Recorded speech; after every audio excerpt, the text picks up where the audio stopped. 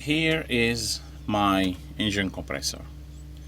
Engine compressor can be belt driven or gear driven. Engine compressor, it should be able to build pressure from 85 psi till 100 psi within 45 seconds. That's question. Engine compressor, it should be able to build the pressure from 85 psi to 100 psi in 45 seconds. Okay, there is many hoses connected to the compressor. Should have no leak, and the compressor, like we said, it's an air pump, will generate air and push the air through the hoses into the tank. In between, they're gonna put governor valve. This is the governor valve, and hose is connected to the governor valve. The question about the governor valve has two functions, to open and to close. It should open no less than 100 psi. It means the needle should not drop below 100 psi. We're gonna see it in a moment. And it should close no more than 140 psi. Remember these two numbers. Close 140 psi and open no less than 100 psi. Of course, the governor valve can close at 130, 125, 128, 140 max. And it should open before drop the pressure below 100. It could close at 120, it could close at 110, 117, 105, 102, and so on. Two function: to close no more than 140 psi and to open no less than 100 psi. Here we have the tank. The safety valve, they put it usually on the first tank, and it should open at 150 psi and let the extra air go out of the system to protect the system from blowing out. So safety valve should open at 150 psi, allowing the extra air to go out. On each tank, they will put drain valve. On each tank, they will put drain valve. This is the drain valve here.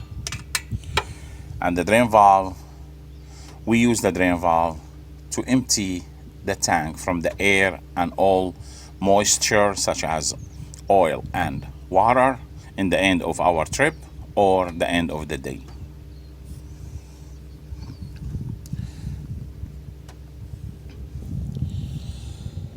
This vehicle is not equipped with the alcohol evaporator container or bottle. Not all trucks have alcohol containers. Again, the alcohol containers is to prevent forming ice inside the air tank. Okay, now I'm gonna introduce you guys about all the brakes inside the tractor cab.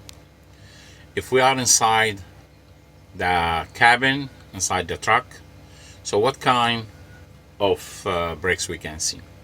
In the dashboard, we're gonna see 3 gauges. The top one, this one here, they call it application gauge. Application gauge, it shows you how much you're pushing the service brake. So if I push the service brake a little bit, the needle will move a little bit. If I push it harder, the needle is gonna move higher. So basically, application gauge, it shows you how much you're applying the service brake. Okay, that's a question. Another 2 gauges is my primary gauge and my secondary gauge. The primary gauge shows you how much air you have on the dry tank, and the secondary gauge shows you how much air you have on the wet tank. Usually the primary gauge is the most important one, and it supplies air everywhere on the truck except the front axle. The secondary gauge applies air on the front axle. These gauges also, they have a name, they call them air supply gauge. They show you how much you have air in the tank. They shows you how much air or air pressure you have in the tank. So primary and secondary, they will show you how much air you have in primary and first tank and in the second tank. Now we're gonna check the ABS light. The indicator light for the ABS light comes on the dashboard, and they will switch off. It means working properly. The ABS system, which is anti-lock brake system, they're gonna ask a question about it. They do not affect the way you brake. They do not shorten the distance of your stopping or increase it. It gives you better control. That's what the book says, but reality they do. On a dry land or dry street, the ABS will shorten your stopping distance, and an icy road will, or gravel road, will increase your stopping distance. But for the book purpose, for the DMV purpose, ABS system gives you only better control when you brake. Does not shorten your distance or increase your distance. That's the question. Okay. Here we have the spring brakes. Usually yellow or white or blue. And the trailer one is red. Both, they call them spring brakes, because when you pull them out, the spring will come, the one we talk about it in the chamber. They will apply, the spring will expand and will apply and will stop the vehicle. Also, they call them emergency brakes because they pop out automatically when the air pressure drop in the tank between 20 and 45. It's very important to remember the 20. Is a question when the spring brakes will pop out, and they're gonna give you some numbers. When the air pressure drop below 20, 30, 40, 60, whatever the numbers, the number is 20. Emergency brake, they should pop out automatically when the air pressure drop below 20 psi. Also individually, they call it parking because it apply only on the truck, and trailer because it apply only on the trailer. When we engage it, we pull it out. When we release it, we push it in like this. Okay? This, they call it hand brake or trolley brake. Hand brake or trolley brake, the purpose of it is to test if you have air service on the trailer. If the air from the air service line goes to the trailer. That's the only purpose of the hand brake. You push it down, applying the brake, you release it, to release the brake. Hand brake is a question about it. When you should use the hand brakes. The answer is only to test if you have a service brake on the trailer. Also, another question will be why we should not use the hand brake when we're driving.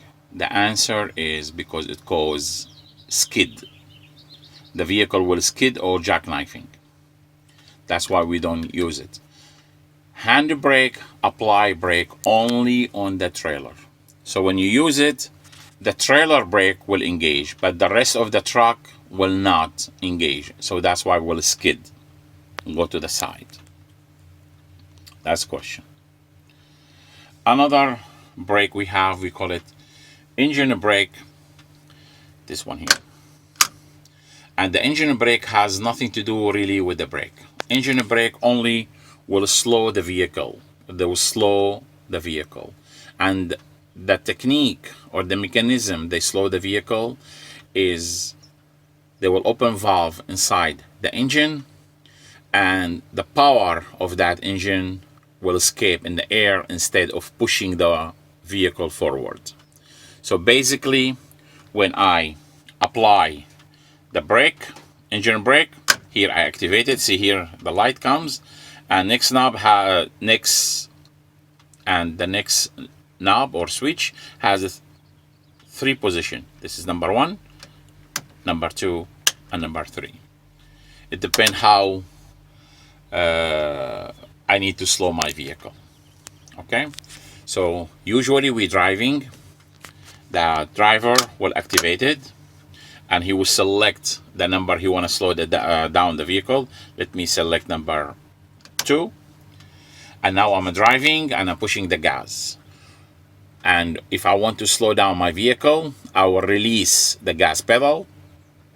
And once I release the gas pedal, the valve in the engine, inside the engine, will open, and all the power of the engine will escape in the air through the exhaust phase and will slow the vehicle. That's the brake engine. Is a question, when you're using the engine brake, the service brake becomes secondary. One more time, when I'm using the engine brake, it means if I activate the engine brake, so the primary brake right now I have is the engine, and the secondary becomes the service. Meaning, I'm driving, I need to slow the vehicle, I will release my gas pedal and the engine starts slowing down. That's primary. If I need to slow it more, I will push the service brake. So that's secondary. Okay? All right.